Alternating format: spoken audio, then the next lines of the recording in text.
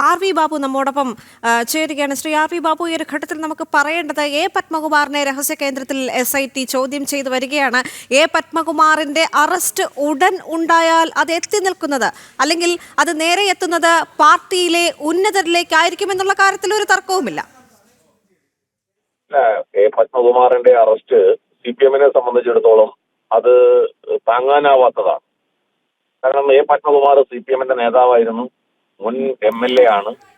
അപ്പോ ഇത് ദേവസ്വം ബോർഡിൽ നിന്നും രാഷ്ട്രീയ നേതൃത്വത്തിലേക്ക് ഈ സ്വർണ്ണക്കൊള്ള കടന്നുപോയിട്ടുണ്ട്, അല്ലെങ്കിൽ അതിന്റെ ബന്ധങ്ങൾ ഉണ്ടായിട്ടുണ്ട് എന്ന് വളരെ വ്യക്തമാക്കുന്ന തരത്തിലാണ്.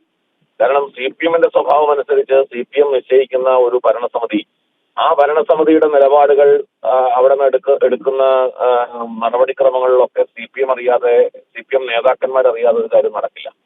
അപ്പൊ അന്നത്തെ ദേവസ്വം മന്ത്രി കടകംപള്ളി സുരേന്ദ്രൻ അടക്കമുള്ള ആളുകൾ ഉത്തരം പറയേണ്ട ഒരു സാഹചര്യം ഉണ്ടാവും സ്വാഭാവികമായിട്ടും. അതുകൊണ്ട് CPM-നാണ് യഥാർത്ഥത്തിൽ അതിന്റെ ഉത്തരവാദിത്വം ഉണ്ടാവുക. പത്മകുമാർ അറസ്റ്റ് ചെയ്യപ്പെടേണ്ട ഒരാൾ തന്നെയാണ്, യാതൊരു സംശയമില്ല. പത്മകുമാറിനെതിരെ ഒരുപാട് തെളിവുകളും മൊഴികളും വന്നു കഴിഞ്ഞു. അപ്പൊ SITക്ക് ഇനി പത്മകുമാറിനെ അറസ്റ്റ് ചെയ്യാതെ മറ്റൊരു വഴിയുണ്ടെന്ന് ഞാൻ വിചാരിക്കുന്നില്ല. അങ്ങനെ അറസ്റ്റ് ചെയ്യാതെ പത്മകുമാറിനെ രക്ഷപ്പെടുത്തുന്ന ഒരു സാഹചര്യം ഉണ്ടായാൽ അത് SITയുടെ വിശ്വാസത്തെ തന്നെ ഗുരുതരമായി ബാധിക്കുന്ന സാഹചര്യം ഉണ്ടാവും.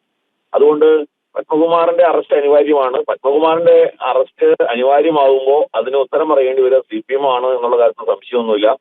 CPM-ന്റെ മുഖം ചീത്തയാവും, ജനങ്ങളുടെ മുമ്പിൽ CPM വീണ്ടും നാണം കെടുന്ന ഒരു സാഹചര്യം ഉണ്ടാവും. അതാണ് സംഭവിക്കാൻ പോകുന്നത്. ശരി, വളരെയധികം നന്ദി ഒരു ഘട്ടത്തിൽ നമ്മോടൊപ്പം പ്രതികരിച്ചതിന്.